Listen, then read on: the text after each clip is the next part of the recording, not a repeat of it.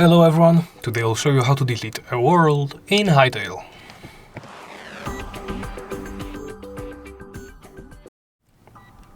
Let's begin by opening the Worlds menu.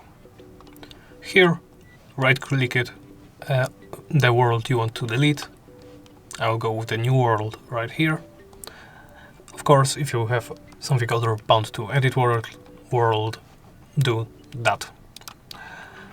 After that, you can, of course, customize